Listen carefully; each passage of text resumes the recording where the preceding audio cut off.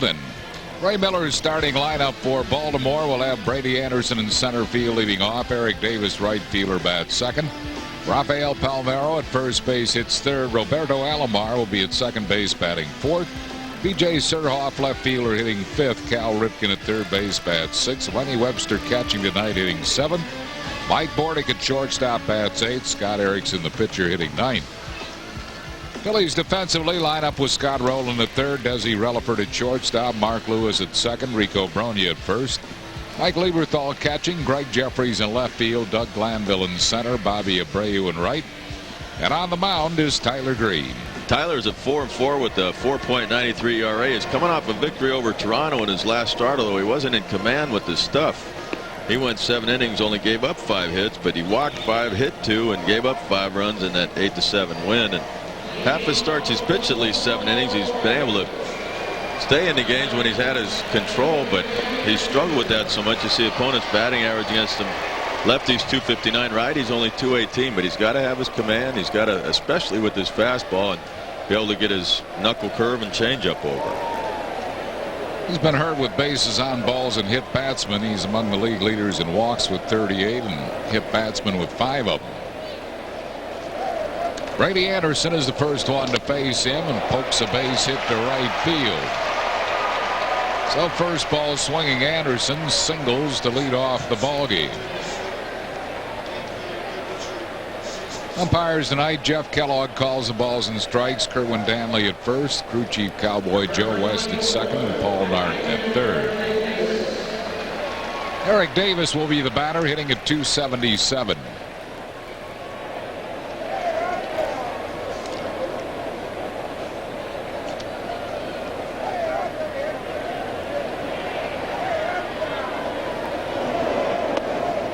Ball and no strikes to Davis. Birthday wishes tonight to Hank McCardle of Jim Thorpe, Pennsylvania, from wife Mary and grandchildren Mark, Chad, Zara, Angie, Carrie, Kayleen, Kelsey, Katie, Ashley, and Danielle. Wow. Quite a few grandchildren for Hank McCardle, big Phillies fan. 1-1 the count to Eric Davis.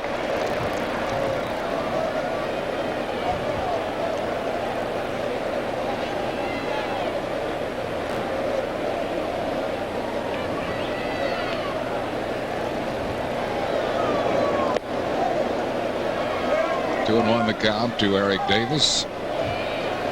Davis, who overcame colon cancer last year, this portion of the season while undergoing chemotherapy treatments.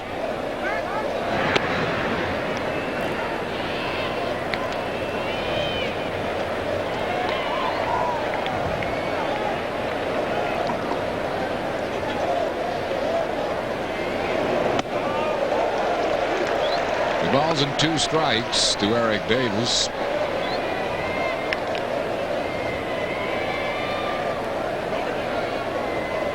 Tyler Green throws fastball, knuckle curve, and a changeup. Probably most consistent pitch he's had this year has been his changeup. Knuckle curve right down the middle for a ball. It's a full count.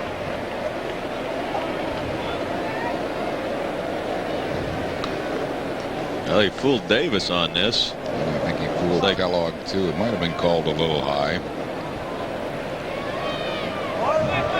Runner goes, doesn't matter. Ball 4, and Tyler is in early trouble here.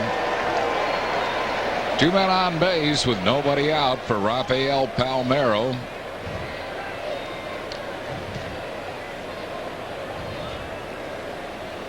Well, the first pitch tonight was thrown out by Reverend Gene Bay, pastor of Bryn Mawr Presbyterian Church. Phillies fan, born in Baltimore. Reverend Gene Bay tossing out the first ball. Which highlights the work of the Better Business Bureau. Presided over the wedding of the wonderful Luann Musser. Andy Musser's church. Luann and Bill living in the area. I can't think of Bill's last name, do you know? Knuckle curve for a strike to Rafael Palmeiro. I don't know what Luann's married name is now, but Wheels had just mentioned it, I think, last week in Toronto. I'm not sure what it is. 2 men on base with nobody out. 1 strike to Palmeiro, who's hitting at .282. 1-1.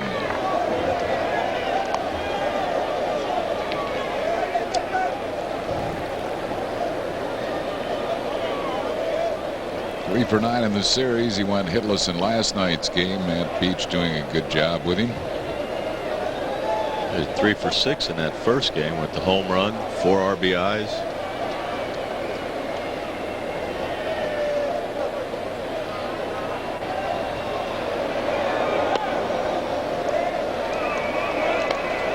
Well, this is what has hurt Tyler Green, and that is control. Palmeiro is hitting .405 in this month of June.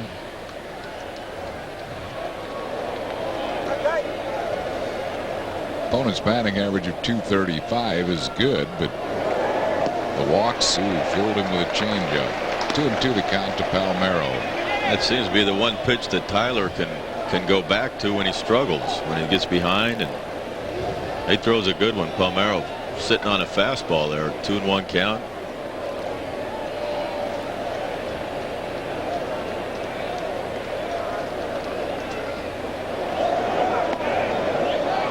Slow it away. It's a full count. He's thrown him 2 changeups in a row. 2-1, 2-2. He might do it again here. 3-2.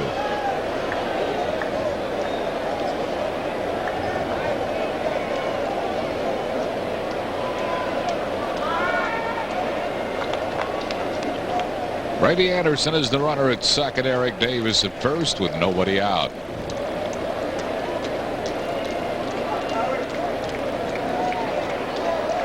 Roberto Alomar waits on deck.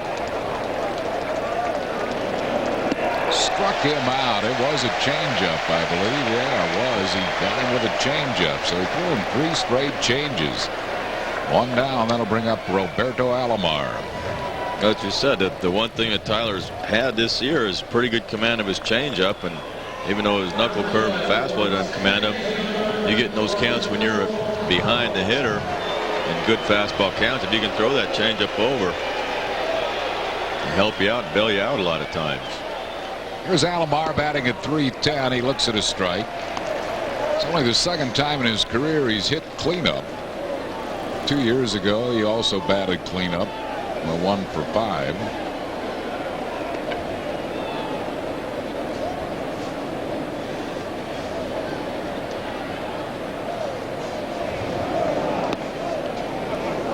Missing wide. 1-1 the count to Roberto Alomar.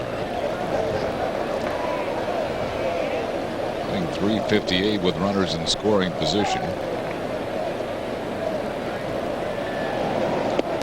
Knuckle curve got it over. 1 ball and 2 strikes. One thing Tyler's eventually going to have to do is he's going to have to throw that fastball for strikes, or hitters are just going to sit back and wait for the off-speed stuff. But if you show them that you can't get a certain pitch over, they don't look for it. They toss it out the window.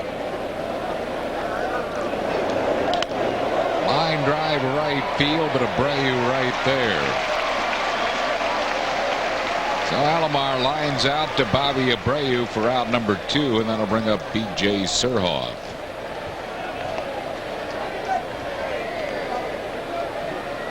Changeup. Another changeup.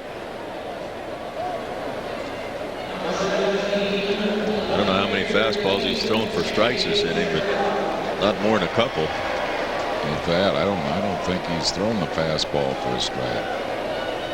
He has better command of his changeup for throwing strikes than he does his fastball.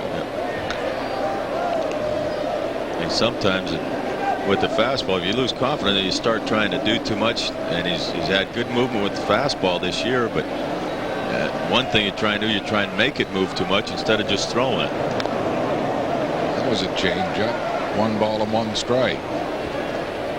Between that and then if you do get hit, I think the first pitch of Brady Anderson hit was a fastball. You get it hit. A lot of times pitchers will be afraid to throw it. They start nibbling with it. Then they can't throw it for strikes. You get lose confidence in it, they try and overthrow it.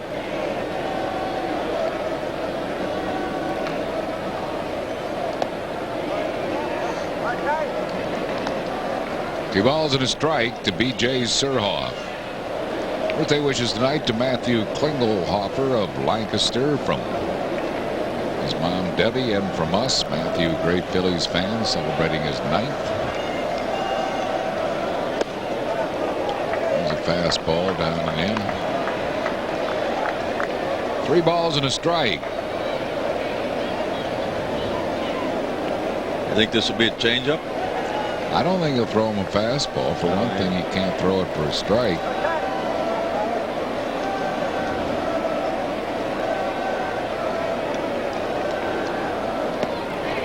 It wasn't a fastball. I think it was a knuckle curve or a changeup. Walked him, second walk in the inning. The bases are loaded for Cal Ripken Jr.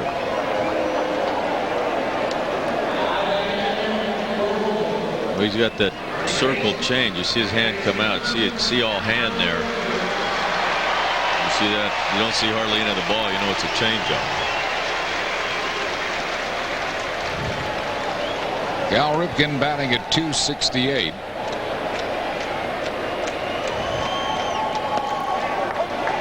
Poured it through there for a called strike, and that was a fastball. His delivery on that one was more deliberate, more smooth. The other fastballs he's been throwing, he's fallen off the mound. It's like he's trying to do too much with it.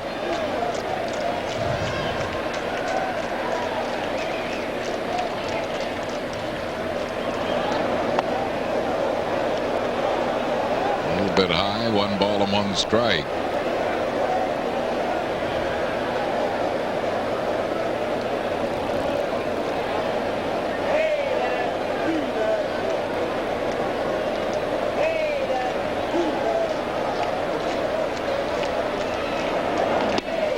Curve, dropped it in there nicely.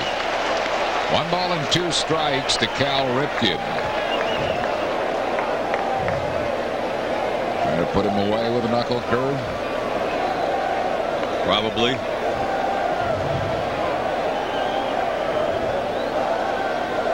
Nope. Fastball is low. 2-2 with the bases loaded, 2 outs. Would bet the ranch both of these next pitches will be off speed,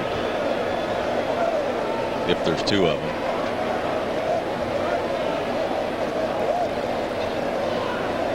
If you leave giving the signs and raising his hand up, indicating a fastball, you're not going to want to throw a high changeup or a high curveball. Beats the ball foul. It was a high fastball. And I just lost the ranch. Yep. Well, his whiteness lost a ton of houses over the years.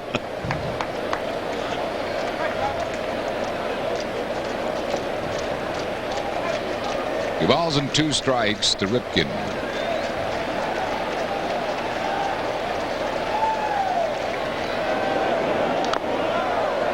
Chops the knuckle curve foul. It's still 2-2.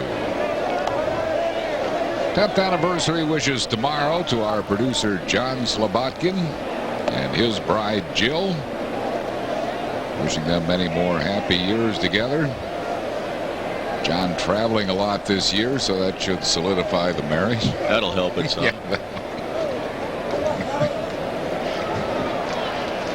2-2 to Ripken.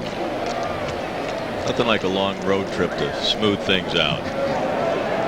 Struck him out with a knuckle curveball. Second strikeout in the inning, and Tyler Green dodges the bullet. No runs, 1 hit, no errors. They leave them loaded. After 1/2, Baltimore nothing. Phil's coming to bat. Failed in the top of the first. Terry Francona's lineup for the Phillies as the Phils bat in the bottom half. Doug Glanville in center field leads off. Greg Jeffries left field batting second. Scott Rowland third base hits third. Rico Bronia first baseman batting fourth. Mike Lieberthal catching hitting fifth. Bobby Abreu in right field will bat sixth. Mark Lewis second base hitting seventh. Desi Relaford the shortstop bats eighth. Tyler Green pitching and hitting ninth. Defensively, Baltimore lines up with Cal Ripken at third, Mike Bordick at shortstop, Roberto Alomar at second, Rafael Palmeiro at first, Lenny Webster catching tonight. P.J. Surhoff in left field, Brady Anderson in center, Eric Davis in right, and on the mound is the 30-year-old right-hander Scott Erickson. Erickson makes his 15th start this year, his second of his career versus the Phillies. He's 6-6 this year with a .476 ERA. Leads the league with 4 complete games.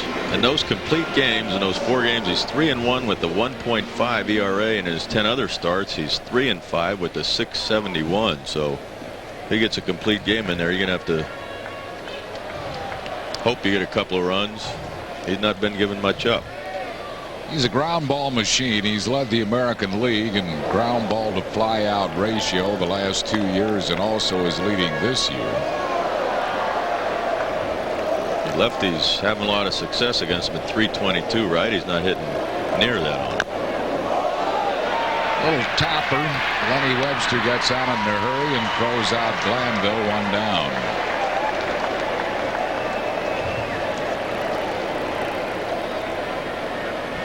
Webster gets out of here in a hurry, gets on this. Looks like it's going to go a little farther. Had a little spin on it, so he was able to get on his second hop, but came up and actually makes it an easy play. They'll bring up. Greg has faced Erickson while playing in the American League. He's 4 for 9 lifetime against him with a home run. Erickson beat the Phils last year 4-1. 7 1/3 innings, 7 hits, 1 run. No, he didn't give up any runs. The bullpen Was it gave 0? up. Was it? Yeah, his ERA against the Phillies is 0.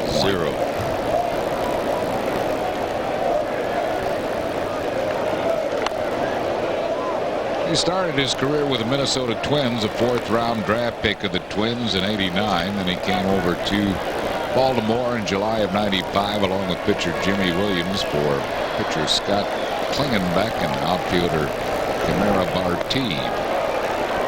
It looked like a changeup he threw, and Jeffries, who rarely strikes out, and might have been a slider, goes down swinging. Hey, pretty much he will throw a changeup every now and then. He's setting up inside. It's a slider, yeah. Down and in. And great spot with 2 strikes where a left-handed hitter just swings right over the top of it. Here's Scott Rowland hitting at .310.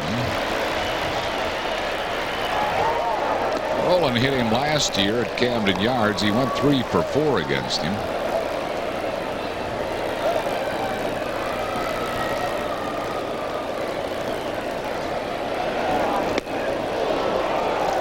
And 2 strikes. One thing about Erickson is he will work a little quicker than Jesse Orozco. Jesse a little more deliberate than Scott. Rowland is rung up in a quick 1-2-3 inning for Scott Erickson with 2 strikeouts. No runs, hits, errors, and none left after 1. It's 0-0. Cobronia will lead it off for the Phillies.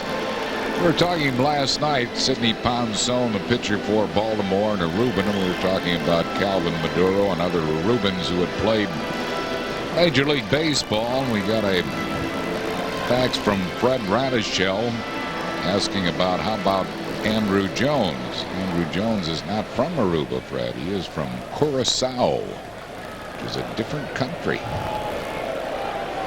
But we appreciate your paying attention to our every word.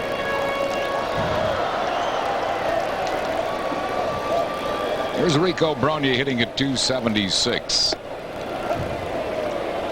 1 ball and 1 strike to Rico. 3 for 7, 3 runs batted in the series. Line drive hit to center field. Rico Brogna. So Rico gets the Phillies' first hit, and it will bring up Mike Lieberthal. Rico just puts a nice swing. This ball, you get the ball in the air. If it's not on the carpet against Scott Erickson, you either got the ball up, or you just lifted a little bit, and that ball was about thigh high. Rico just puts a nice swing on it. See the average over the last 10 days. Phillies leading the National League. Erickson will give up some hits. He's given up 115 hits now, most in the American League. Opponents are hitting .289 against him.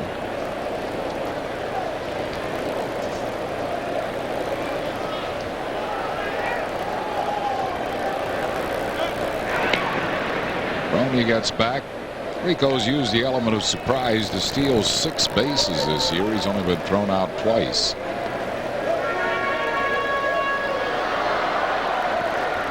Stat that I didn't know they kept was pickoff throws, but apparently Scott Erickson is 6th in the American League with 85 pickoff throws. Roscoe's got to have about 84 of those.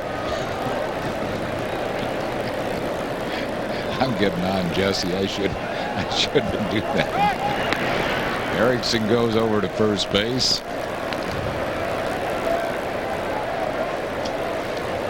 What this staff needs is Jim DeShays. Oh, JD. Oh.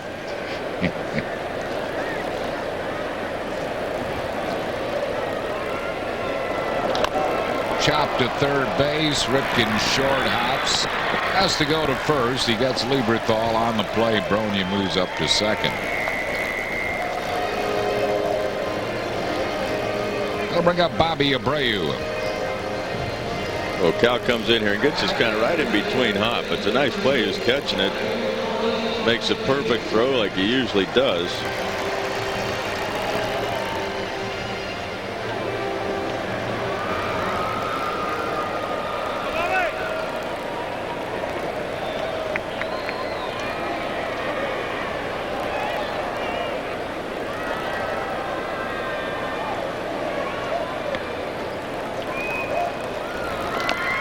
He chops a foul down the first base side. Now he leaves the Phillies with runners in scoring position. He's a .400 hitter. Phillies as a team have tailed off a little bit. Phillies as a team are hitting .294 with runners in scoring position. Still tops in the league ahead of Atlanta. Rays are at .289.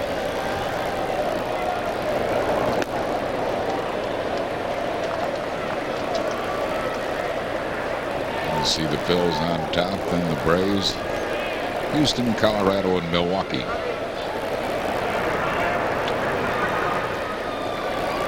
Ball and a strike to Abreu. Ground ball. Roberto Alomar will take care of that one. Abreu retired. Brony moves up to third base. And with 2 outs, it'll bring up Mark Lewis. Though Roberto Alomar could cover some ground out there at second base. He goes up in the middle, and the thing is, he knows who's running. He knows if he's got time to make a play. He knows if he's got to hurry the throw.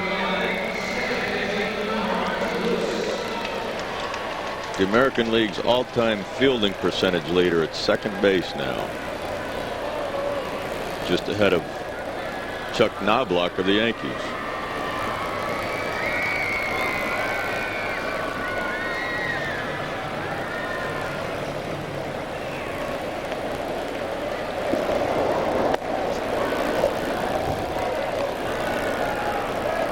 Gold gloves as he won. Roberto Alomar.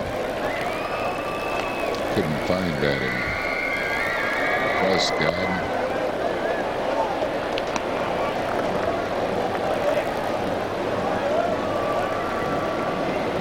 For some of the years he was in the National League, Sandberg won a bunch of them.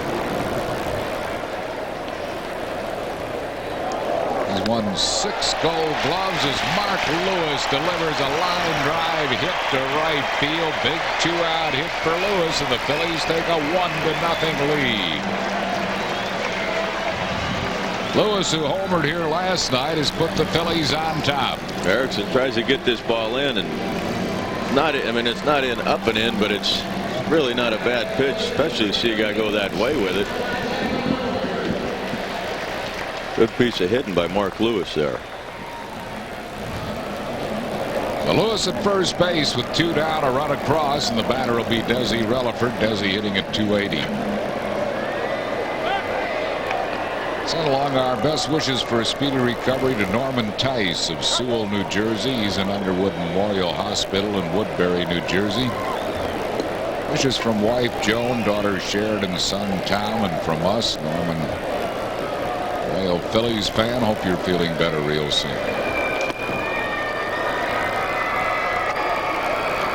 1 ball and no strikes to Desi Relaford.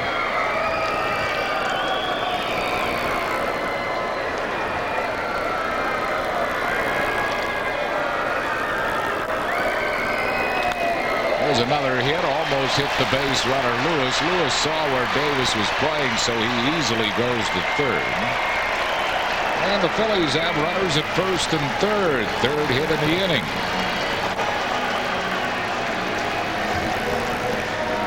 Well, Desi gets his pitch up a little bit. Still, it's a ground ball, but secret to beating Erickson is hitting it where they're not, because he's going to have the ball on the ground most of the time. Desi pulls that ball. You said Davis playing it more over right center. Lewis easily gets to third on that. Lenny Webster goes out to remind Scott Erickson that this guy is not an automatic out. Tyler Green, the pitcher, is hitting at .278. In lifetime, he's a .233 hitter. See the top hitting pitchers in the league: Steve Traxel of the Cubs, John Lieber of the Pirates, Greg Maddux, and then Tyler Green. 1 strike to him.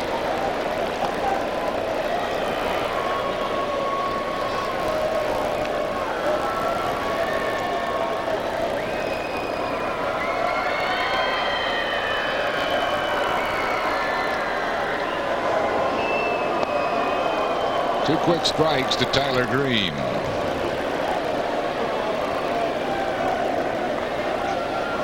Birthday wishes tonight to Ned Jennings of Lansdale, Pennsylvania, celebrating his 70th. Wishes from grandchildren Maura, Jacqueline, and John, and from us. Chased a pitch that bounced up there. He struck him out. Third strikeout for Erickson. Phillies got a run, 3 hits, no errors, leaving 2 after 2, 1-0 Phils. Will lead it off, batting out of the 8-hole. Then Scott Erickson, the pitcher, top of the order to Brady Anderson. As the pitch is over for a strike, Bordick grounded out. His first time up, now in the midst of a 1-for-17.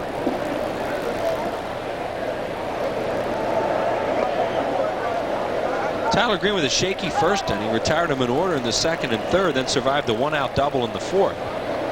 He's really picked it up since that first inning. And he holds a 1-0 lead as we go to the fifth.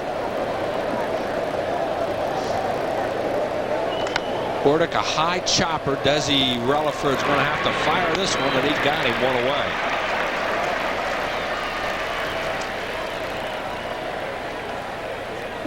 Men's interleague cap, just like the one you see the Phillies wearing in the series over the weekend with Toronto, and this one with Baltimore. That will be on Sunday, June the 28th at 1:35. The Tampa Bay Devil Rays are in town. It's a terrific cap for men 15 and over. Compliments of Modell Sporting Goods. Order your tickets online at Phillies.com. You can call the ticket office at 463-1000.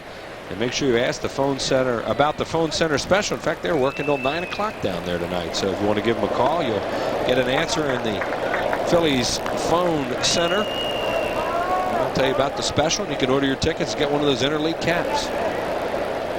Erickson struck out his first time up. He's had 3 official major league at-bats, and they've all been punch-outs, something my colleague could probably relate to. Well, he's got 1 walk. I can relate to that. Probably relate a lot better to those punch-outs. How about that? He just stood there, and Tyler Green got out of whack and walked it.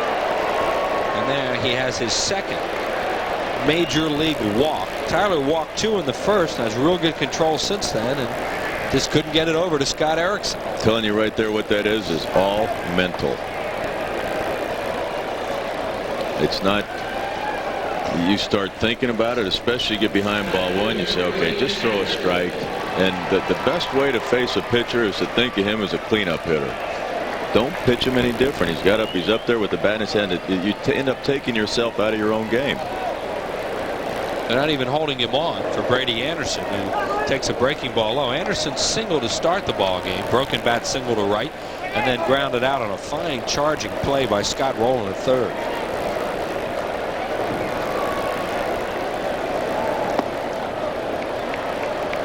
Two and on. All of a sudden, Tyler Green's gotten wild. 4 straight balls. About time for the changeup. That's what he has had best command of when he gets in trouble, and he does. I think he did it. That's a nice call, and it's so true, especially with these left-handed batters. He throws that changeup, and even if it's not a strike, they chase it. You see, it's 2-0, and he knows he's struggling getting strikes, and he's sitting on a fastball, and the ball's just not there when he swings at it. That almost hit him. Brady Anderson's been hit by a pitch 7 times this year. And is either leads the league or is always up among the league leaders in that category. You can see why there, because he doesn't get much ground. No, it's just a little kind of half turn, and like he doesn't care. Got all that padding on that right arm too. He walked him. Back-to-back walks here in the 5th inning. 4 of them for Tyler Green, and that'll bring up Eric Davis with 1 out. Green's sailing along, and then all of a sudden, after the ground out by Bordick, he walks the pitcher, now the leadoff batter. Galen Cisco looks on from the dugout.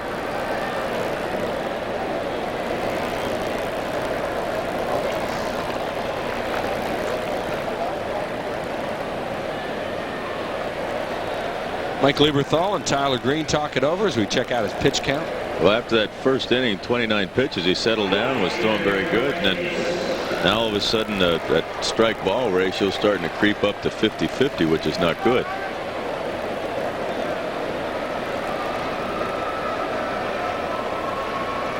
Davis has walked and popped up to second. Erickson with a pretty good lead off second, and Eric Davis takes it outside. Threw him a breaking ball to start out, and here comes Cisco to the mound.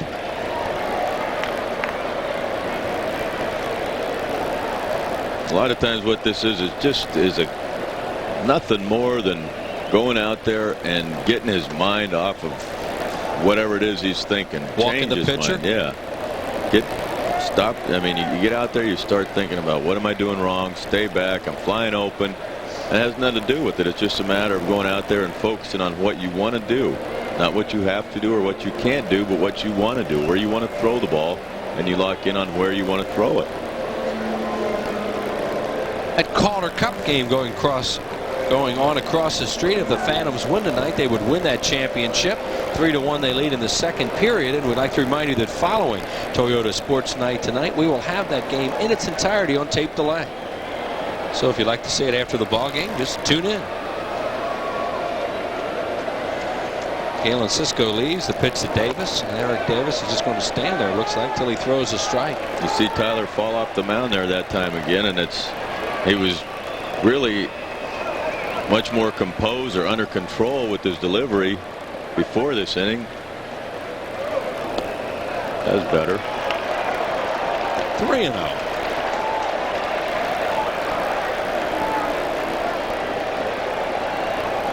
On deck is a lot of trouble. Rafael Palmeiro.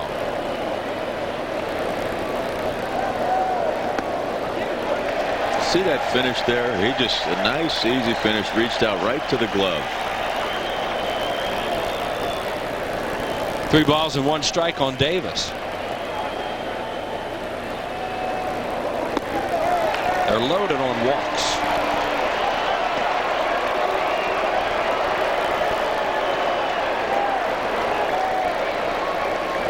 Well, there's no question Tyler Green is not trying to do that. No, nobody's out there trying to walk everybody to get to this guy. And this came out of nowhere too. I mean, he retires Bordick on a ground ball to short, and then has Erickson up there who has no chance against him. Walks him on 4 pitches, and then 2 more follow. And that's a lot of times when you walk the pitcher, that's what happens. You keep thinking about what you did. Now it gets in your head. Geez, I just walked the pitcher now. And you start thinking so wrong. And to the Orioles' credit, they have recognized this, and they're taking a lot of pitches. A lot of American League teams are free swinging the ball clubs. Palmeiro pretty good with the bases loaded. 1-0 to him.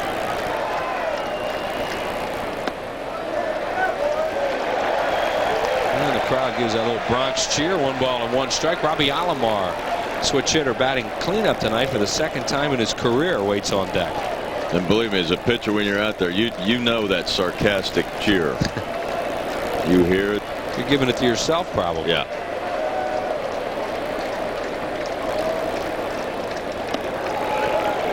Well, he really surprised Palmeiro. All of a sudden, zip, zip on the inside corner. Was that a changeup? Fastball pitch before, a changeup there. But it actually looks like it's going to start in, and he's got his changeup. It comes right back to the inside part of the plate. He struck Palmeiro out on a changeup in the 1st inning, and he's gotten him to ground to short. One thing that he's been fortunate is you get behind, you throw that many balls, all of a sudden the umpire gets it in his head that this guy can't throw a strike. Now you throw a borderline pitch, you don't get it called. The umpire tonight is Jeff Kellogg. But those pitches were strikes, and he got them. 1 ball and 2 strikes. Bases loaded, 1 out. Phillies hanging on to a 1-0 lead here in the 5th inning. Pitch to Palmeiro. 2-2. Tyler does not appear to be confident right now in his fastballs, much like the 1st inning.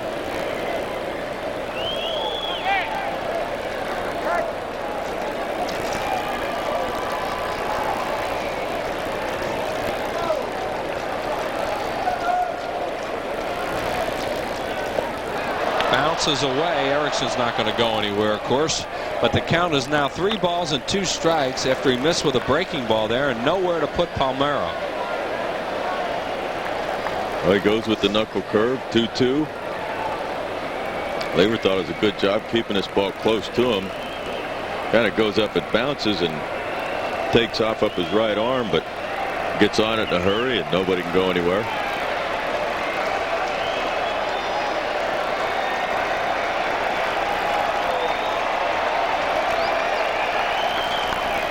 Fouled out of play.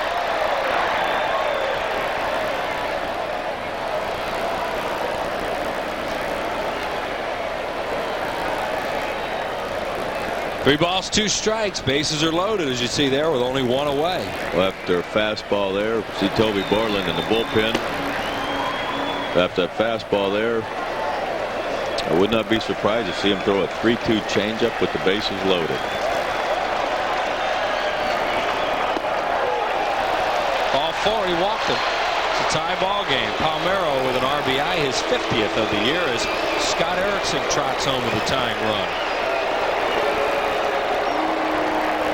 4 walks, consecutive walks. Rick White today of the New York Mets, or the Florida Tampa Bay Devil Rays, walked 5 in the 1st inning. That was close. He just kind of came off of that ball. You see him fall off to the side. He dropped his arm down a little bit.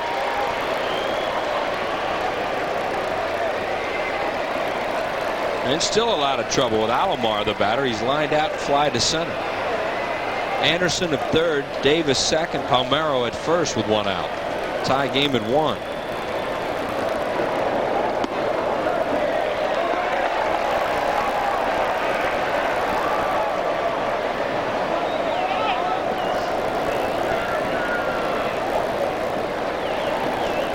Phillies have the infield a double play depth. Up at 3rd is Rowland. Alomar tried to check on that, couldn't. It's 0-2. A breaking ball, it might have been out of the strike zone, and Alomar went after it.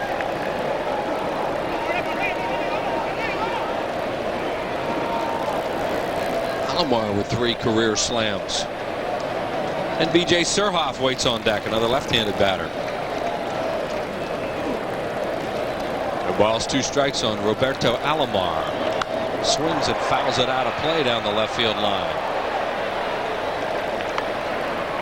2 different games for Tyler Green. The 1st and the 5th inning have really been an ordeal for him. The middle 3, no problems. 6 walks and 1 hit in the 1st and 5th combined, and 1 hit in the other 3 innings with no walks.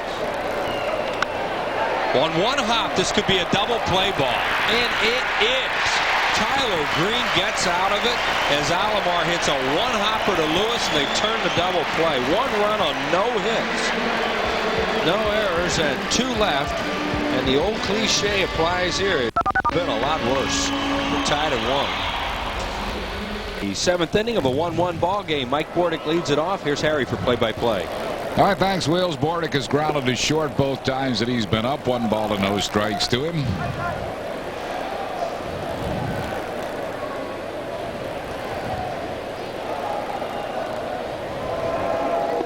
2-0. Tyler Green has given up just 2 hits, but 6 walks, including 4 consecutively in the 5th inning to force in a run. On the inside corner, 2-1.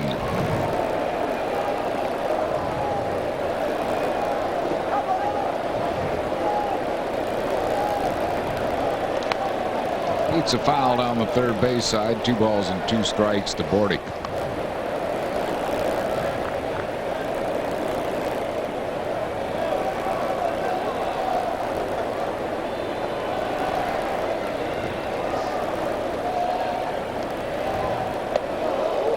Behind him. It's a breaking ball. Looked like our changeup just slipped out of his hand. It was a curveball. But 2 different games for him tonight. Walked him. So Tyler stuff-wise is there, but not control-wise. 7th walk given up by Tyler Green. Let's take a look at the Chevrolet game summary. You see Tyler Green now with 7 walks. That's a season high for him. He's also struck out 3. The 1 run scored by the Orioles tonight was when he walked in a run in the 5th inning. Scott Erickson has pitched very well tonight with just 1 walk and 7 strikeouts. And you see what the teams have done with runners in scoring position. That's why this is a 1-1 game. Wayne Gomes quickly gets up in the Phillies bullpen, and that's not Gomesy, of course. That's the Baltimore relief pitcher. That's that Aruban Dykhoff as you look at Wayne Gomes. Scott Erickson jabs at the bunt, misses it. Radhamas Dykhoff. Another Aruban. See if Scott Erickson can get a bunt down. I mean, this is foreign stuff to these guys. Yeah. And they don't like squaring around either. You can't blame them. I mean, it's a little scary. It's scary when you don't do that. Yeah. He has been up to the plate 5 times in his career. 3 strikeouts and 2 walks. All right, one of them tonight. He scored the only run.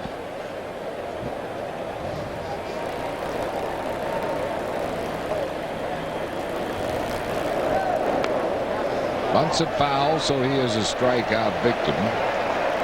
That's the 4th strikeout for Tyler Green, in his first since the 2nd inning when he struck out Scott Erickson.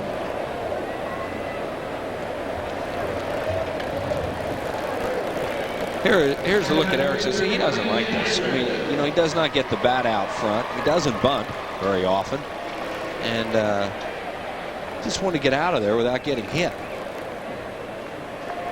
We'll bring up Brady Anderson, who is single grounded out and walked.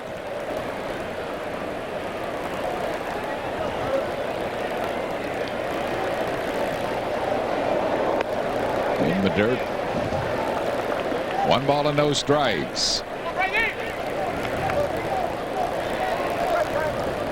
You're thinking about Bordick possibly running now after they didn't get him over with a bunt. He's only stolen 2 bases in 4 attempts. Not a guy who runs a whole lot. Plus, Tyler Green has a good move, and you think they'd want to keep the hole open for Brady Anderson on the right side as opposed to risking a caught stealing.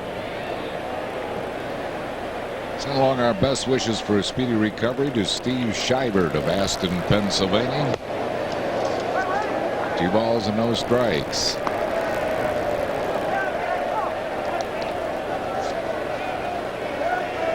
And happy anniversary tonight to Leon and Violet Arts from Bowmansville in Lancaster County. Number 60, they're longtime Phils fans. 3-0.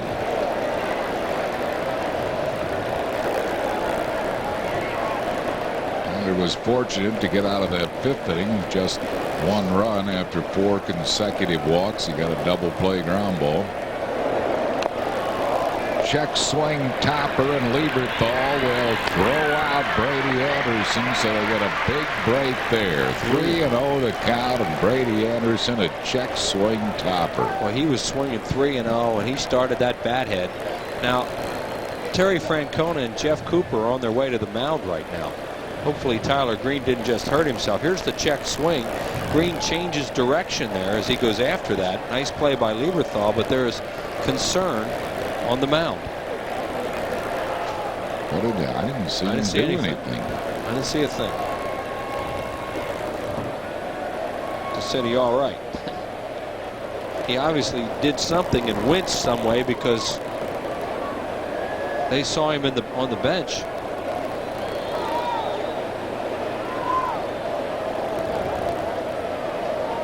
I don't know. Sure looked normal there. The only thing I can think of, he may have said something, while he was in the dugout during this ball game, that there was a problem and they've been watching for it, and he's going to go. Well, we'll get a report on Tyler Green, so he will be leaving the ball game, and the Phillies are going to make a pitching change here. He leaves with the score 1-1, although he is responsible for boarding the runner at second base. So far, it's not a complete line, but so far that's what he has done. Only 2 hits, but 7 walks. And Wayne Gomes will come in out of the Phillies bullpen. So Gomes will come in and try to get a 3rd out here in the 7th inning of a 1-1 ball game. A pitching change for the Phils back after these messages. We're in a 1-1 ball game. We're in the top half of the 7th inning. Tyler Green had to leave here with 2 outs and a runner at second base in the 7th inning because of some sort of injury. Jeff Cooper, the Phillies trainer, was out there with Terry Francona. Wayne Gomes will try to get a final out in this inning. Gomes appearing in his 30th game. He's won 5, lost 2, a 3.89 ERA. 41 2/3 innings, 40 hits, 18 earned runs. He has struck out 37 while walking 9.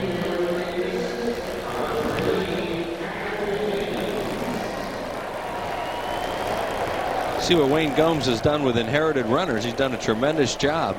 He's facing a heck of a pinch hitter right now. Harold Baines. Baines batting for Eric Davis. Pops a foul out of play. Baines hitting it .295. As a pinch hitter, he's 2 for 7 with 3 runs batted in. Now they only have a 4-man bench, so you can see this is a huge spot in the ball game as far as the manager Miller's concerned, because they have to make a couple of moves now because Baines doesn't stay in the game. Well, Baines will not play outfield. No, it'll be Joe Carter out there. But that cost him a couple moves here. But you can see that with 2 outs late in this ball game on the road, Miller's gone for the score here.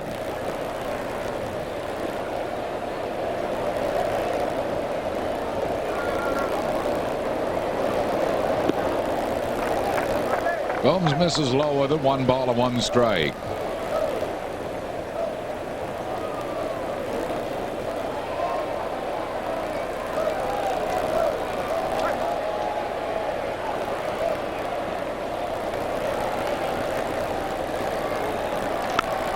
Base hit center field. Coming around to score is Bordick, and Baltimore takes a 2-1 lead here in the 7th on the pinch single by Harold Baines. Professional hitter is Harold Baines, and they did exactly that. I mean, they decided with 2 outs they were going to try and get a base hit out of Baines to take the lead, and they did.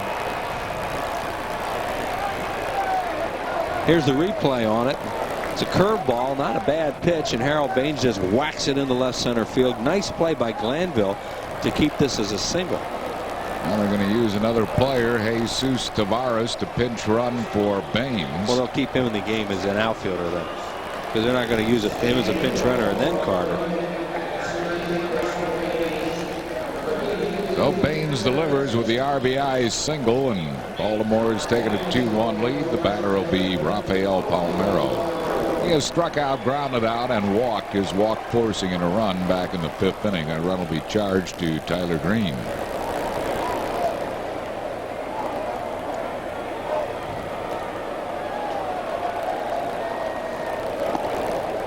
Tossing low and away with a fastball. 1 ball and no strikes. Joe and Bobby Kutch of Wrightsville, Pennsylvania, celebrating a 48th wedding anniversary today.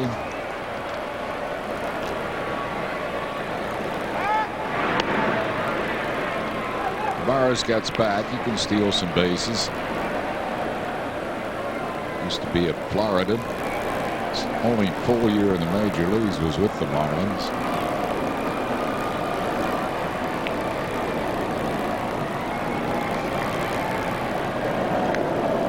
Beats a foul backing on the play. 1-1. You'd like to be the Yankees tonight in Montreal. What happened? Well, they're ahead 6-2, but the Expos took the roof, evidently had the roof off. Well, they're in a rain delay. It's off permanently, remember? We were up there, it's gone. Yeah. It's history. Yeah, that's right. That's right. That roof ain't coming back. No, that's right. They say, Eric, that they will have a new roof on that building next year. Now, what do you think of that? That was so impressive to see that, the way that roof in Toronto at the Sky Dome, retracted and then cover it up in 20 minutes. I can't picture Montreal having a new roof next year. I mean, it took forever to get that other thing on.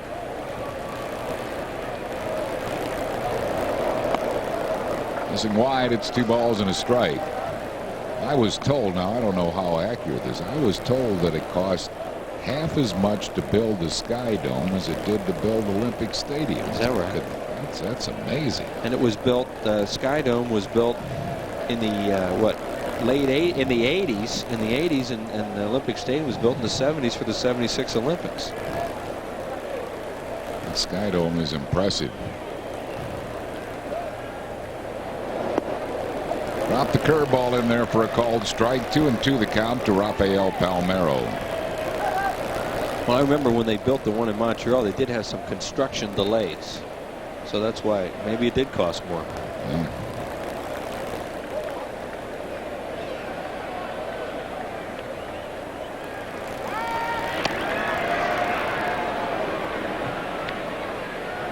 Jesus Tavares back safely.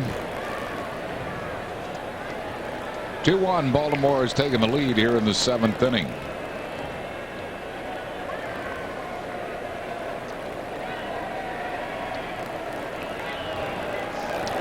There goes Tavares, pitch out. Throws him out on the pitch out. Lieberthal to Relaford, and that will retire the side. No, 1 run, 1 hit, no errors, and none left. We go to the bottom of the 7th. It's 2-1 Baltimore, and now it's time for a Nissan Sports Break. Let's go back to the Comcast Sportsnet studios and Leslie Goodell. Leslie, a run. Doug Glanville leads it off. Glanville is 1 for 3 with an infield single.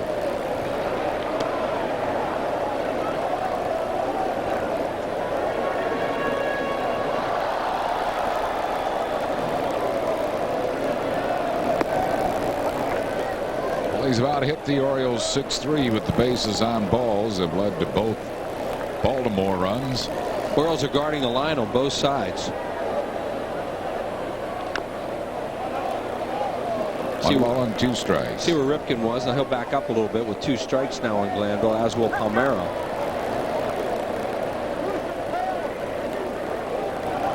They're going to try and take away any extra base hit.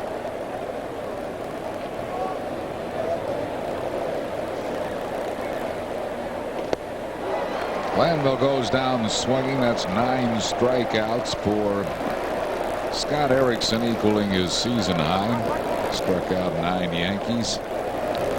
You look at Scott Erickson's number, and he either pitches a great game or he gets strafed. And tonight he has really good stuff as he throws that sinker that dives at the last second, and Glanville swings over it. He has 81 strikeouts for the season now, and here's Greg Jeffries.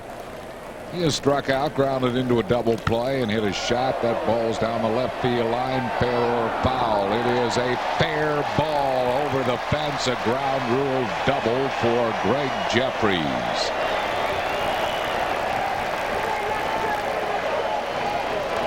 Well, Phillies get that tying run to second base with Rowland and Bronya coming along. They can't ask for more than this. Greg Jeffries goes out and hits it off the end of the bat a little bit and just keeps it fair down that left field line.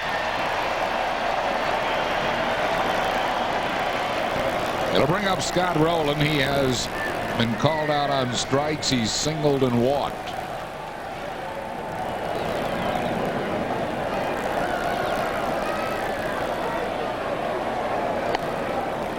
He's high with a fastball. 1 ball and no strikes.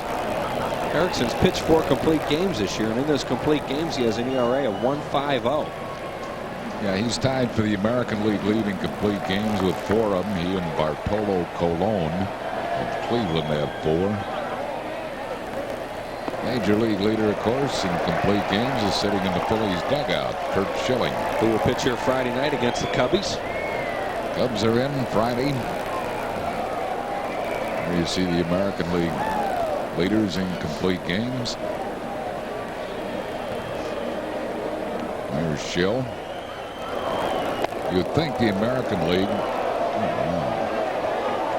Scott Rowland can't believe that. It's another phantom slider. Wow. This guy's losing sight of that pitch. Mark Lewis got rung up in the 7th inning on a bad slider.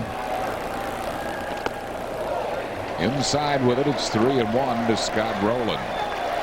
Scott has to try not to get anxious here because he might come 3-1 slider again and try and get the called strike or get him to fish and hit it weakly somewhere.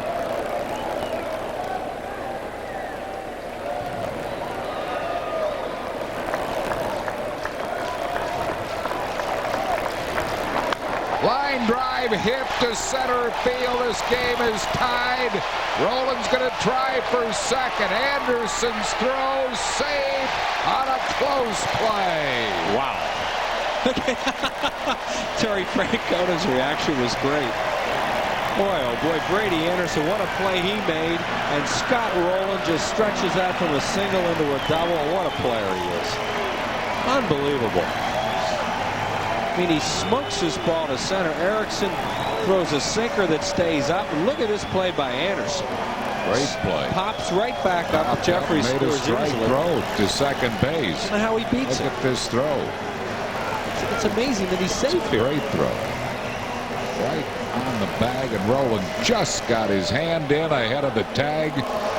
A gambling base play by Scott Rowland, and he wins. The Phillies are tied as Ray Miller comes out to talk to Scott Erickson. You could see his reaction there. The manager's reaction was, doggone, that was a good play.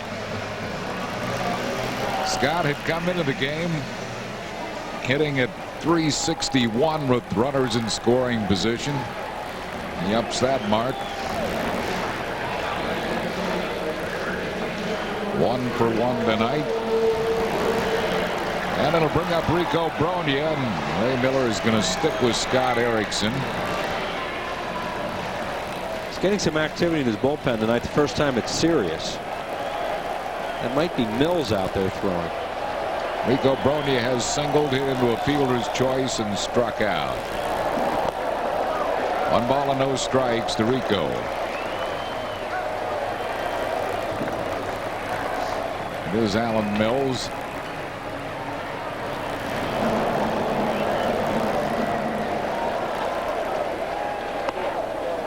Wide, 2 balls and no strikes. Scott Rowland, some kind of exciting play. Man, he's fun to watch. No sophomore jinx for that young man. Oh yeah, his numbers are a whole lot better. Not a whole lot, but a lot better this year than they were in his rookie of the year. Yeah, it's early.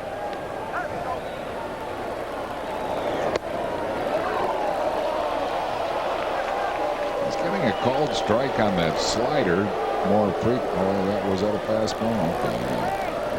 Now, the only thing, I didn't watch the center field camera, but he could have said it ran back over the plate. 2 balls and a strike to Rico Brogna. There goes Rowland. Lenny Webster's throw. He's safe. Scott Rowland steals third base. His 6th stolen base of the year. That young man can win you a lot of ball games in a lot of different ways, as our colleague Larry Anderson pointed out before the game. He got a great jump off second, and Lenny Webster's pretty helpless here.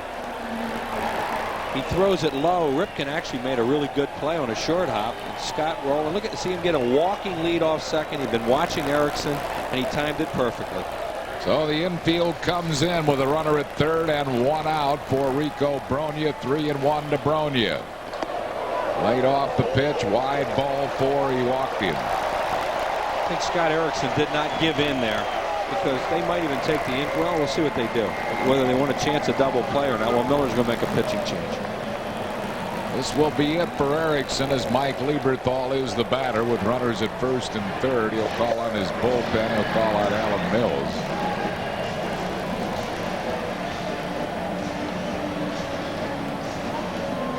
So Erickson will leave with the score tied 2-2. He is responsible for the runners at first and third. Good job by Erickson. He can't win it, though. He can lose it. Pitching change for Baltimore. We're in the 8th. We're tied 2-2. Back after these messages. We are in the bottom of the 8th of a 2-2 ball game, and Alan Mills is the new pitcher for Baltimore. This will be his 28th game. He's won 1, lost 2, a 5.06 ERA, 26 2/3 innings, 20 hits and 15 earned runs. 18 strikeouts, but he has walked 21. Bases on balls have hurt him. Opponents are hitting just .208 against him, but an ERA of 5.06, and a lot of that is because of the walks, and also he's surrendered 5 homers. Mike Lieberthal will be the batter with runners at first and third, 1 out, and the Orioles will drop their infield back to double play depth, hoping that Mills can induce a ground ball. That's why I thought they might leave Erickson in for one more batter, because he's so prone to throw ground balls. And then when he took him out, I thought they were going to play the infield in, because they didn't want to take a chance on the double play ball and not turn it and let the go-ahead run score in the 8th. But Ray Miller opts to go with Mills and play the infield a double play depth. So here is Lieberthal. He has twice grounded out and flied out to center.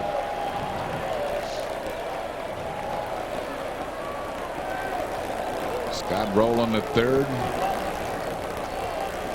Rico Brogna at first. Mark Leiter is up in the Phillies bullpen now.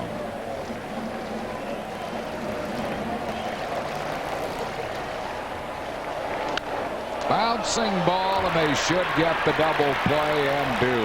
Comebacker right to Alan Mills, and they got the easy double play, and that will retire the Phils. Phils get a run, 2 hits, no errors, leaving 1. We go to the 9th. We're tied at 2-2. Major League scoreboard, the Mets over Tampa Bay 3-2. Al Leiter wins his 7th. Seattle stops San Francisco's 11-game winning streak 4-1 behind Bill Swift. The Yankees are resuming, and they lead Montreal 6-2 in the 8th inning at Olympic Stadium behind Hideki Irabu. Florida and Toronto are tied 3-3, and they have another extra inning game. They're 10th in the 10th inning at Pro Players Stadium. Pittsburgh and Cleveland also in the 10th, tied 3-3. Houston all over Detroit 10-3. Moises Alou a home run. Boston leads Atlanta. But that's now 8-6 as Atlanta's scoring late. Minnesota 5-1 over Chicago. Milwaukee and Kansas City tied 4-4. St. Louis shutting out Chicago 7-0 behind Kent Pottenfield, and Colorado leads Texas 3-0 in the 3rd. The rest of the action will be later. Cal Ripken leads it off for the Orioles here in the 9th inning, and Derek Gunn has this report on the great Cal. Thank you, Harry. Cal, of course, approaching his 38th birthday, and he signed through next season and has an option on the year 2000, so with no retirement in sight, I asked him when it is time for him to call it quits, did he have one definitive way he'd like to bow out? Cal Ripken leads it off. Abreu's throw, and he's out at second base. Great throw by Bobby Abreu. Abreu's 9th assist of the year, and that maybe is the biggest, as Ripken is thrown out trying to stretch it into a double. Ripken's trying to do a Scott Rowland on this play, and he doesn't quite have the wheels that Rowland has at this point in his career. He tried to stretch a single into a double, took that head first slide, and he's lucky he didn't hurt himself or hurt his shoulder here, because as he slides, he pops straight up. Great throw by Abreu. Desi stays with the tag. Huge out for the Phillies. Look at this throw by Abreu all the way to Desi on the fly, and Bobby Abreu is second in the league in assists. That's his 9th assist. Jose Guillen of Pittsburgh has 10. Back to Derek Gunn. Derek. All right, thank you. Just to expand on what we were talking about with Cal, when I asked Cal if he had one definitive way he liked about of this game, he said no. Every game that he plays from here on in is a special game to him, and since you never know when you're really going to call it quits, he wants to make each game count.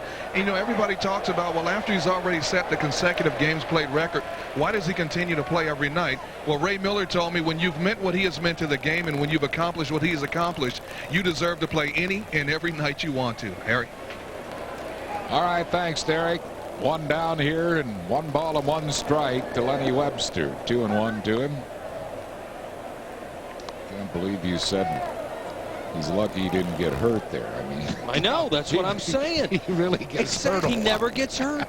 That's the whole point about this guy. That slide he took there, another guy'd blow his shoulder out, right? It's amazing. You take a look at that replay again. The force that he hit and popped up off that shoulder. He landed, landed like a spear. Right. Another guy, the trainer, would be out there. He just walks away. Never gets hurt. Well, maybe he is hurt and you don't know it.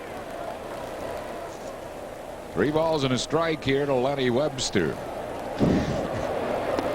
Full count to him. Look at this slide and tell me that it doesn't look like you're going to get hurt on this. Oh, yeah. I mean, that's awkward. A lot of things could have gotten hurt then. Not with him. No, not with the Iron Man. Full count to Webster. Hot shot. Oh, what a play by Relaford. Phillies leather is helping him out here in the 9th inning. Great play by Desi Relaford. Great play by Bobby Abreu. Little things make such a difference in a game. Now, Desi makes this play. If Cal Ripken had gotten a single, as you see him throw him out, you're in double play depth, and there's no way Desi Relaford can get to this ball. It's going to be hit too hard and past him, but with nobody on, he can play deep and make the play. So that play at second base, huge. Brings on Mike Bordick. He is twice grounded out and walked. 1 strike to him. 2-2 ball game. We are in the 9th inning. On deck is Joe Carter.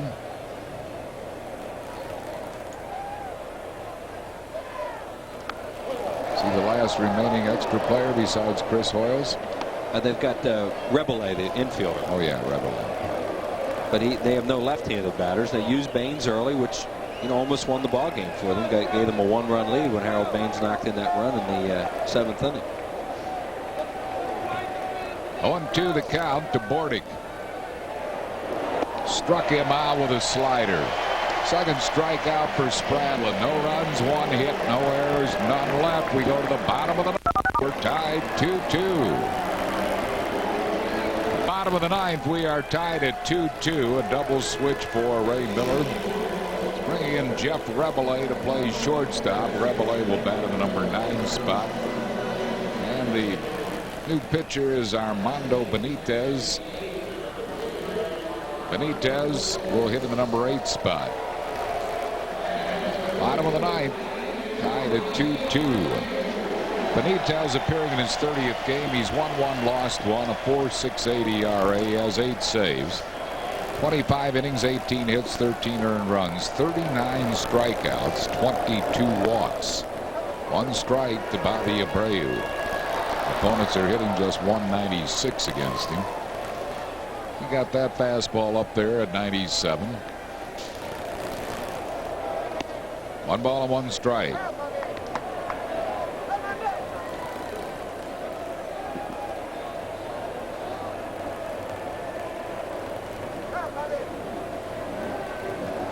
At Montreal, the Yankees' Tim Raines stole a base, the 800th of his major league career.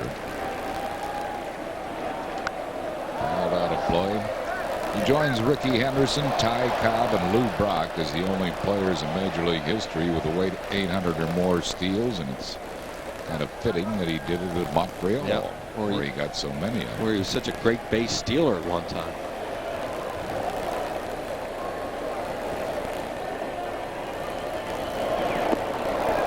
Abreu goes down swinging.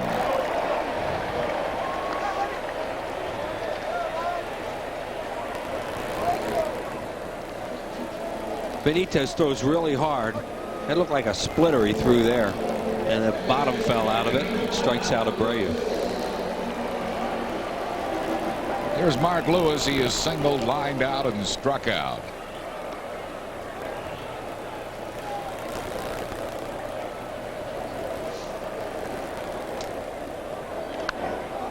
Fouls it off the end of his bat.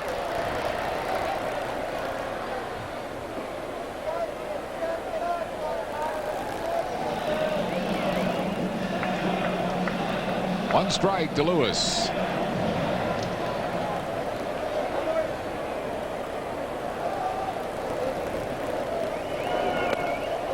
Two strikes to Lewis.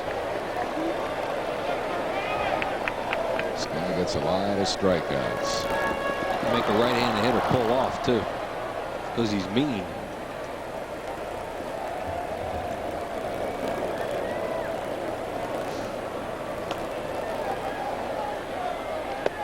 Struck him out. Two straight strikeouts for Benitez.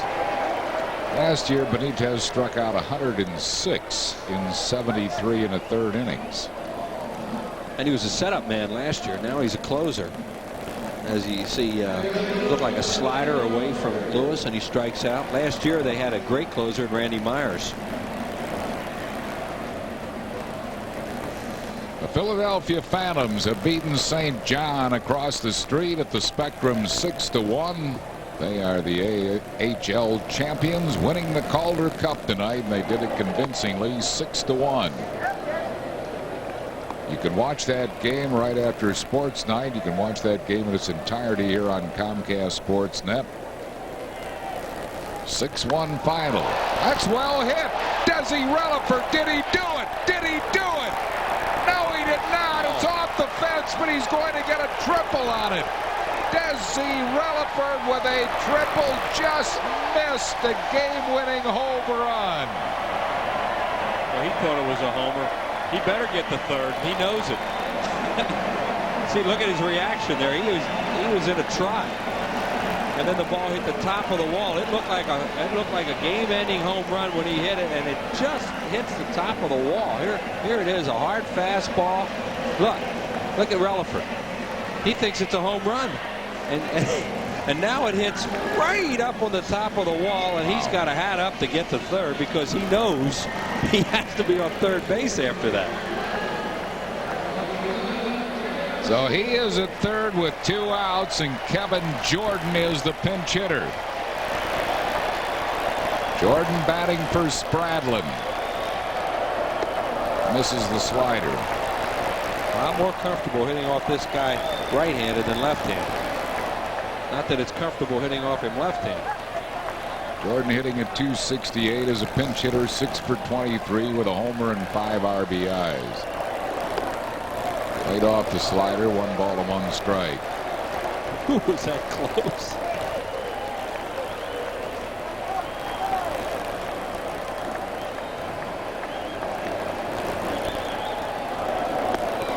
Missed another slider. He's throwing 3 straight sliders.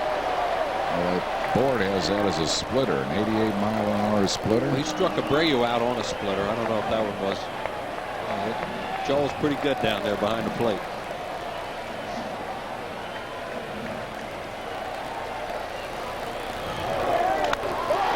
One hopper to shortstop. Rebele throws out Jordan, and we're going extra innings. For the Phils in the 9th, no runs, a hit, no errors, 1 left. We move to the 10th inning with a score tied at 2-2. 2-2 as we move to the 10th inning. Mark Leiter will be the Phillies' new pitcher coming on. He got a 2-inning save last night. He's 2-1 with 12 saves. 2.33 ERA. 38 2/3 innings, 26 hits, 36 strikeouts, and 18 walks. Opponents are hitting just 200 against Leiter. Phillies in extra inning games are 5-1, 2-0 at home, 3-1 on the road. Yeah, the one game they lost in extra innings obviously was that opener at Shea Stadium in New York. Since that time, they've won 5 straight. Baltimore's only played 2 extra inning games. They were both at home. They are 1-1.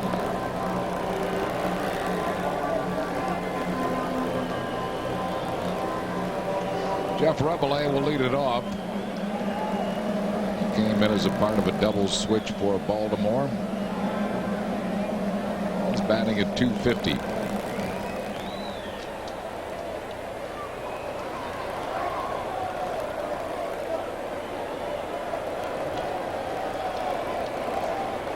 So we're in the 10th inning here at Veterans Stadium.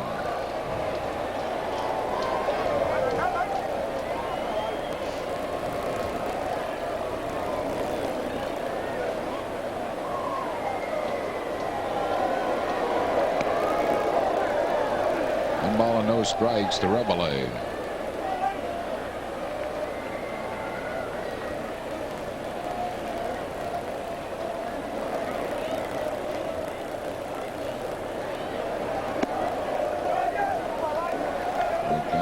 For a ball, 2-0.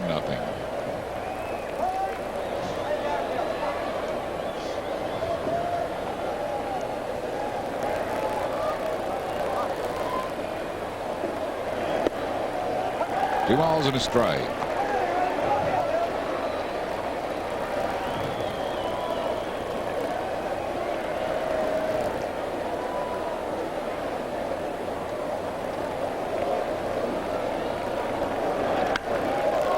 Socked into right center field and deep, and Bobby Abreu can't get it. Rabelais on his way to second, and he'll go in with a stand-up double. Well, Rabelais doubles to the opposite field to lead off the 10th inning. Here's a pitch from Leiter. He'd gotten behind 2-1, and Rabelais got a fastball that ran right over the middle of the plate. Abreu made a good run for it. It looked like he was going to get to it, and then couldn't.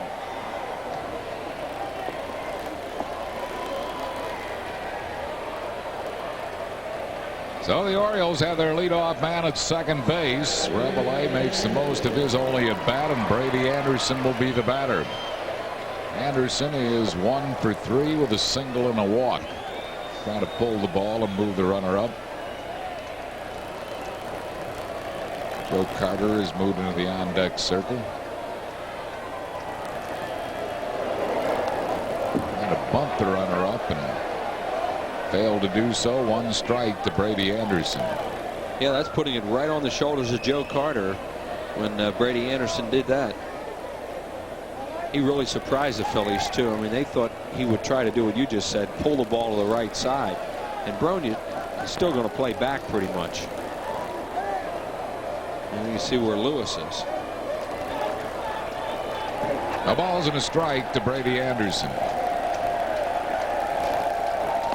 Full swing, and he missed the high fastball. No balls and 2 strikes. Leiter would love to get a strikeout here and let Rabelais stay there on second base.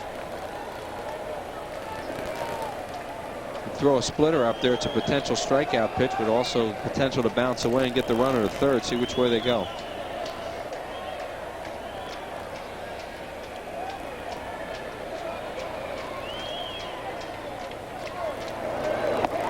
Stayed up the ladder, and Brady Anderson did not fish for. 1 ball and 2 strikes.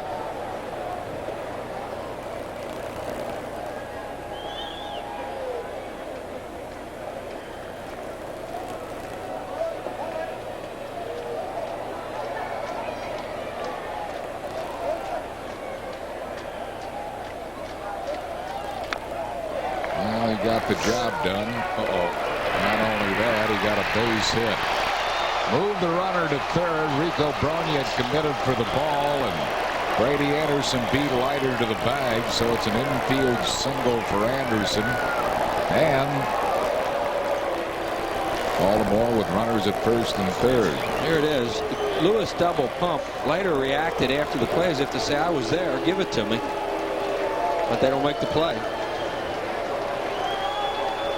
And it'll bring up Joe Carter. Carter batting for Tavares.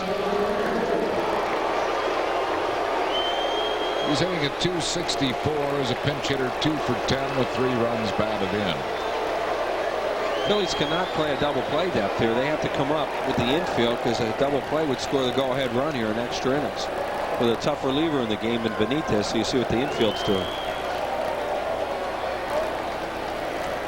Play in for Carter. First and third, nobody out for the Orioles here in the 10th.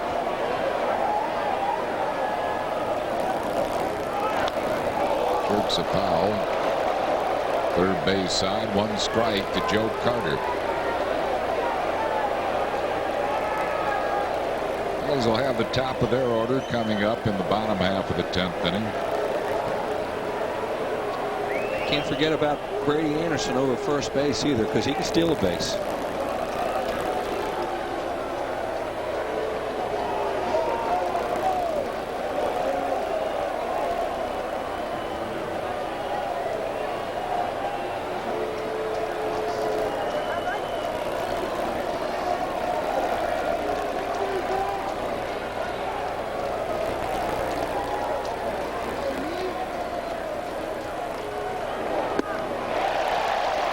And 2 strikes to Joe Carter. A good fastball by Leiter.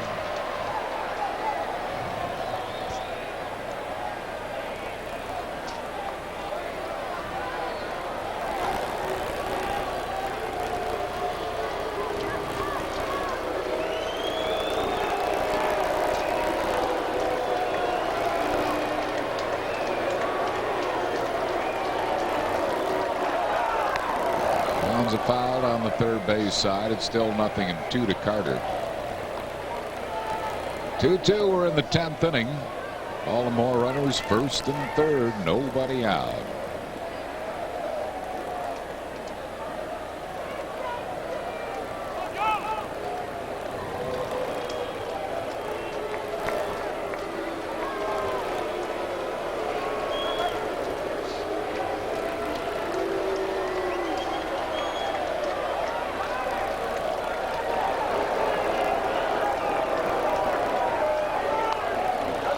A foul coming back and out of play. Still 0-2 to Carter.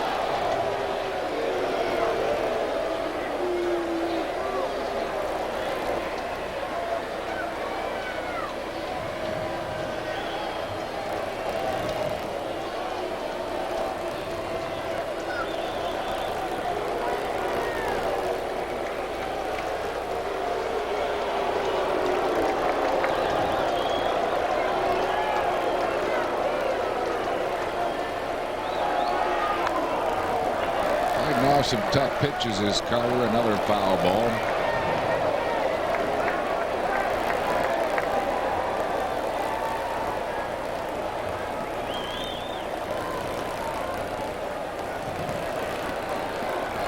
Count is still no balls and 2 strikes.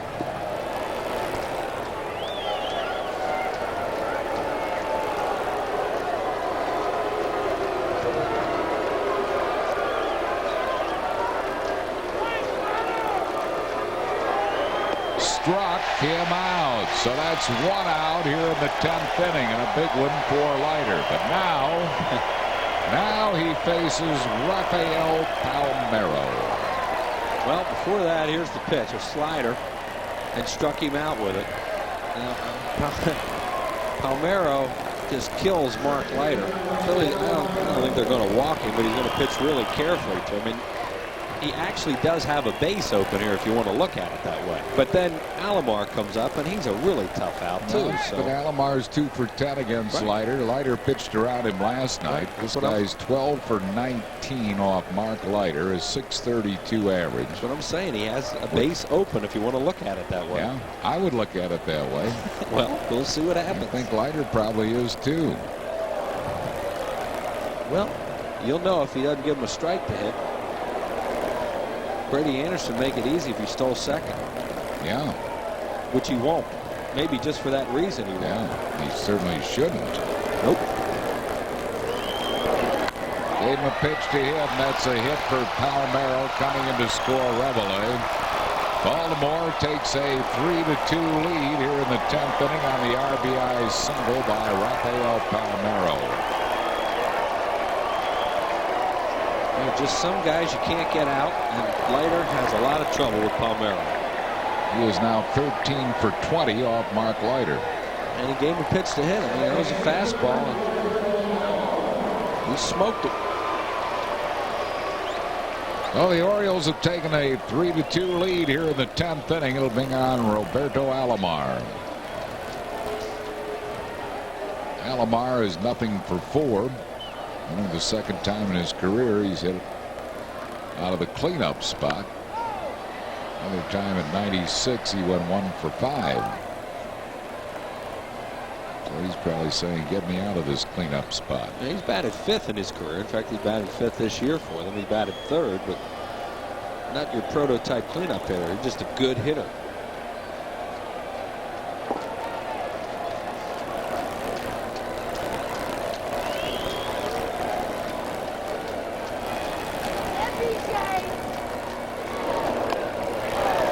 Balls and 2 strikes to Alomar. Baltimore will depart after this game for Toronto. They have a weekend series with the Blue Jays. The homecoming for Joe Carter up there.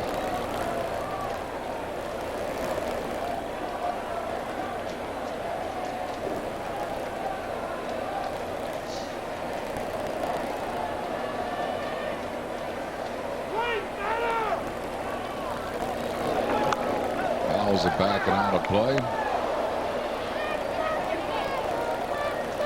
Cubs come in here, and Phils will have Kurt Schilling on the mound against Kevin Tapani for Chicago. Cubs had won 10 straight games and lost last night at Minnesota, and they're losing again tonight at Minnesota. Sammy Sosa and company will be in on Friday night. Ricky Morandini's returned to Veterans Stadium. Yeah. Terry Francona's seen his team come so close to winning this game in regulation twice. Yep. In the 8th and the 9th. 8th inning, 1st and 3rd, 1 out. Alan Mills comes in and induces a comebacker double play ground ball. Liederthal, and Relaford missed by a couple of feet of a game-winning home run. 1 ball and 2 strikes. Now the Phillies will have to battle back in the bottom half of this 10th inning, trailing 3-2. Mark Leiter trying to keep it at 3-2.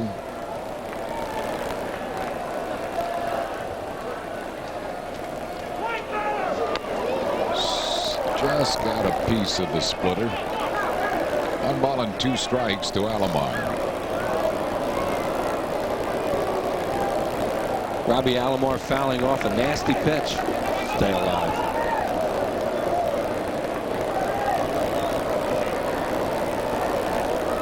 Brady Anderson at second base. Rafael Palmeiro at first base. 1 down here in the top of the 10th.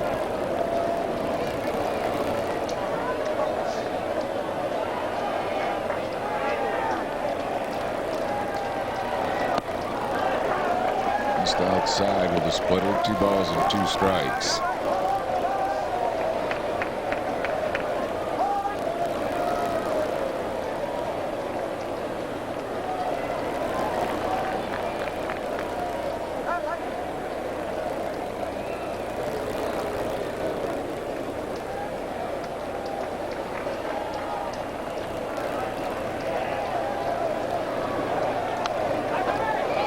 It off the top of the screen. And Mike Lieberthal wants a word with Mark Leiter.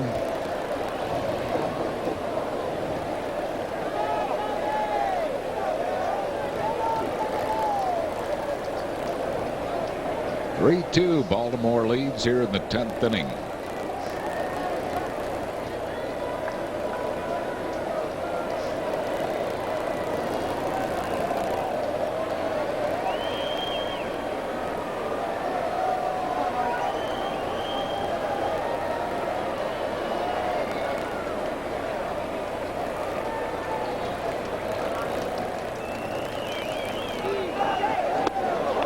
hitting. Full count to Alomar. Alomar thinks he's going to get something away, and he dives right into it and somehow got out of the way at the last second. That's what they run him here.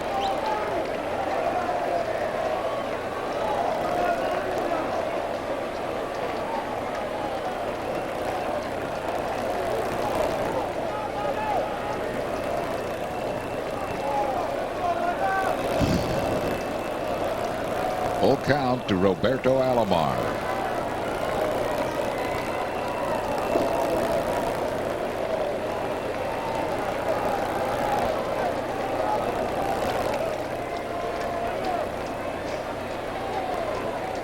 Runners do go, and it's a hard ground ball that'll avoid the double play. Alomar is retired. The runners move up. 2 down.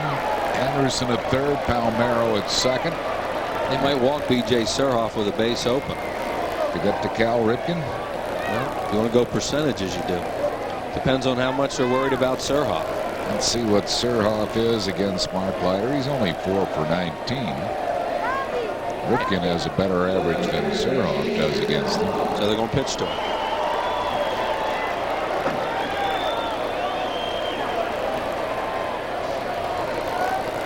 Runners at second and third, 2 down. Boston leads Atlanta 10-6. How are the Red Sox scoring all those runs off the Atlanta pitching staff? Yeah, Atlanta came back and beat them when they were winning 6-1, and yeah, late in the first game of that series.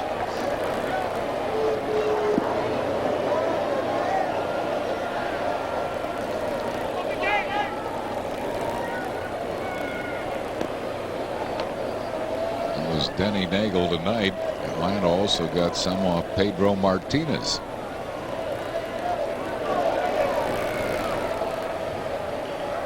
One ball and no strikes to Surhoff.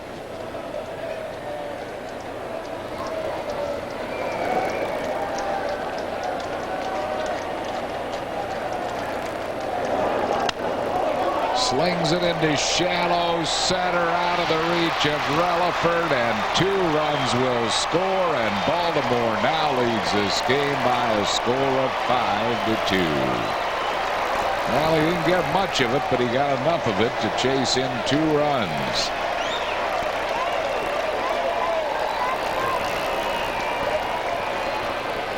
Makes a really good pitch on Surhoff. This ball comes in on him, a fastball. He broke his bat. Relaford almost made an incredibly athletic play. That ball actually came back over him, it looks like. He didn't overrun it, but I think it sliced back more than he thought because he couldn't look at it. He had to just run to a spot, and when he looked up, it had come back more than he anticipated. And it'll bring up Cal Ripken. 1 strike to him. So the Orioles have scored 3 here in the 10th and lead it 5-2.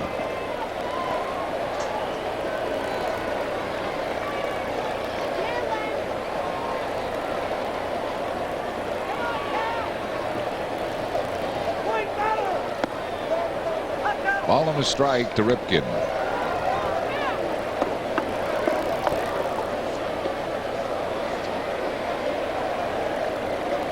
Tonight 1 for 4.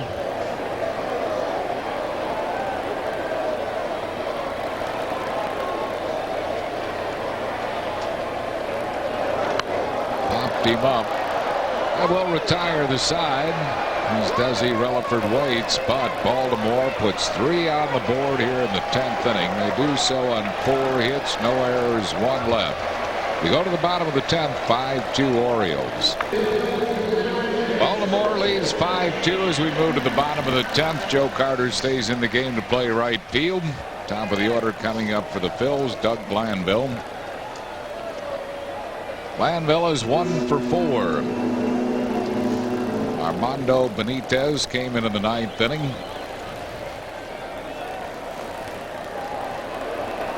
And he'll try to wrap this one up for the Orioles.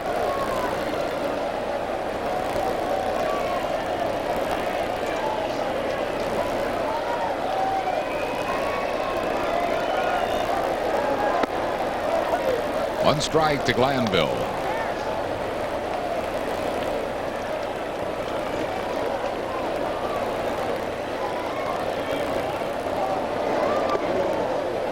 a strike.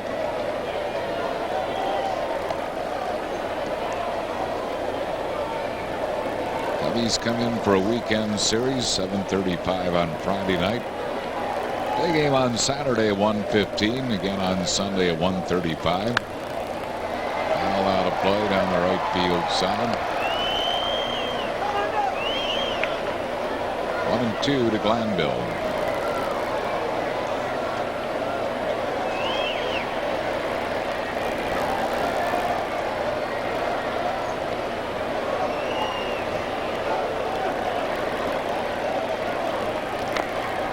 Just got a piece of it. Stays alive at a ball and 2 strikes.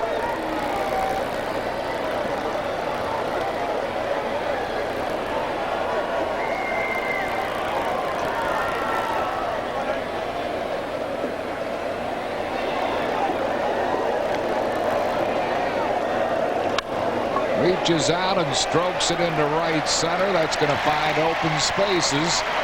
Glanville, the big turn at first. Now he tries to get back, and he is tagged out. Wow. Base running mistake by Glanville. It took the big turn and fell down. And is tagged out trying to get back to first base. Yeah, I mean, he knows it's a base running mistake because you're down by 3. Carter got to it quickly. Alomar made a heck of a relay, and Palmeiro a good tag, so they executed well. See Carter's throw there, and look at the play by Alomar, off balance, makes a good throw there to Palmeiro and a tag, and they get him. Got him on the shoulder. So Glanville retired. Greg Jeffries the batter. Jeffries 1 for 4 with a double. Scored the tying run in the 8th inning.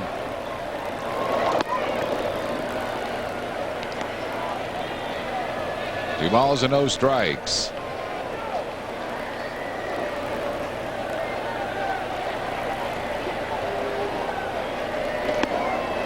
Missing 3-0.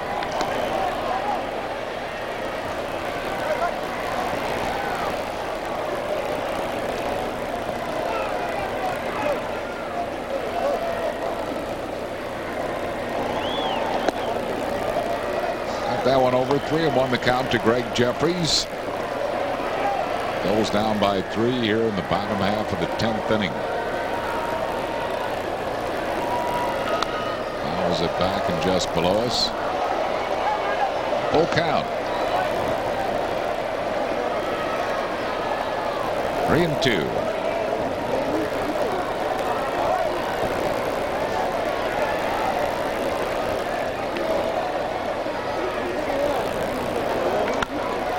It's a high towering foul down the right field side.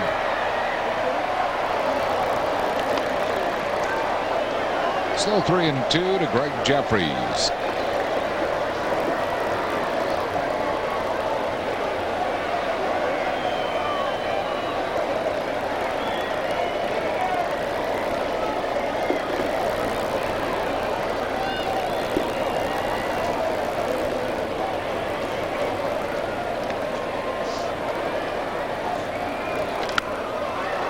Him up, shallow left field.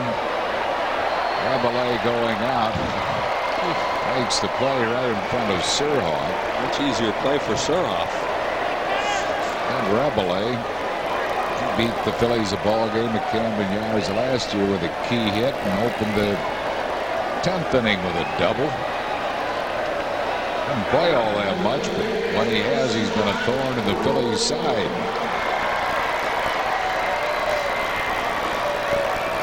Here's Scott Rowland. He tied the game with an RBI double his last time up. He's 2 for 3 tonight. Makes it a strike.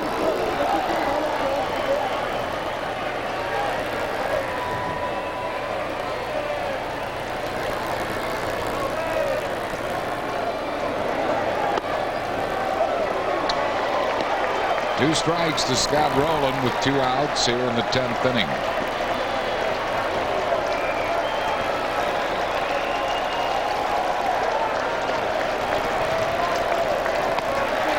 Struck him out to end the ball game. For the Phils in the 10th, no runs, 1 hit, no errors, and none left. Baltimore wins in 10 innings by a score of 5-2.